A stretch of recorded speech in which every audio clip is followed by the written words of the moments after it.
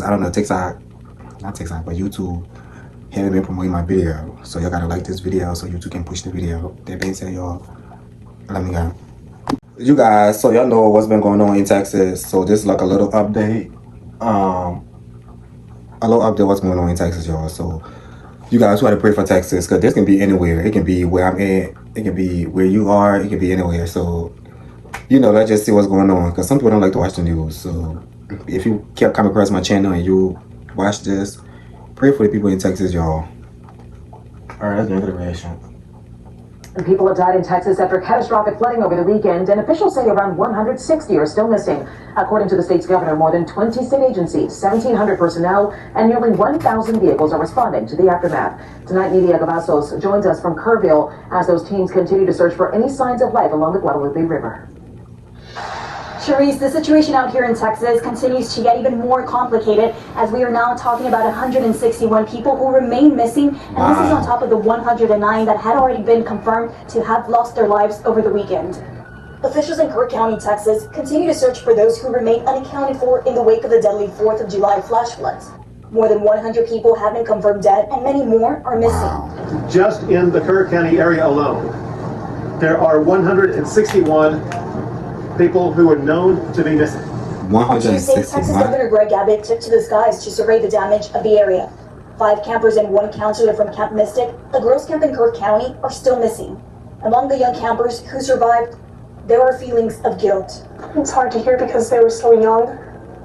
I feel guilty that we were so safe and oblivious while they were living hell on earth. Lily and Paige Kummerfeld have gone to CampMystic for nearly a decade and were there at the time of the floods. It happened so quickly that no one really had time. For their parents, the hours-long wait to find out if their daughter survived the floods was excruciating. When I heard Lily's voice from the EMS phone, it was the sweetest sound I'd ever heard. It was... Listen, I know I'm not trying to be like racist or whatever, but you guys let me know. I heard like that CampMystic, whatever, it was on there for like white people. I mean, death happened. These are little kids. Let me be very clear. Nobody, I don't care who you are, deserve, especially a child, kids do not deserve to die. I feel bad, but I just curious. I just wanted to know, like, was black people not allowed to go to that camp? I've been seeing things on the internet, so I want to know. Let me know in the comment section. But rest in peace to the kids, the babies, who lost their life. Yeah, let me just be very clear, guys. She goes, "Hi mom, it's Lily." Because all I've been seeing is white people. I ain't seen no black people yet. No shade. That's the best sound. For now, local officials are not taking any questions as to what could have been done different, how could more lives have been saved, and were enough alerts sent out on time. For now, they say their priority is finding those who are still missing. I'm Nidia Gavassos for WWL Louisiana.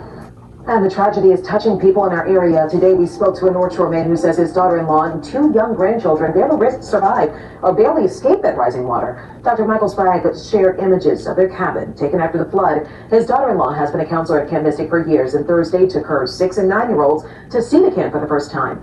Then early Friday morning, the Guadalupe River started to rise. It is normally about 100 feet away from the cabin, but within hours, the water was lapping at their porch. At 3:45, they decided to get out. They waded out in shin-deep water. It was pitch dark. They didn't know where they were going.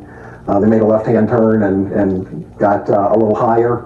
And for 3 hours, they waited on a hill for the sun to come up. The National Guard got them out of that area that evening, and thankfully none of them were hurt. Thank God. Like so many other natural disasters, the United Cajun Navy is on the front lines, and their call to action comes from what they describe as inadequate government response to hurricanes like Katrina and Helene. As the water recedes, searches have gone from boats to horseback and on foot, and they plan to continue their mission this week. Now, meanwhile, Raising Cane's owner and founder Todd Graves is chipping in $1 million to the American Red Cross. You can find ways to help those impacted on our website, our free smartphone app, as well as our social media pages. There we'll also have the latest as recovery efforts continue in Texas. You guys, like I said, we come across this, send prayers to the people in Texas and send prayers to the kids who lost their life at that camp.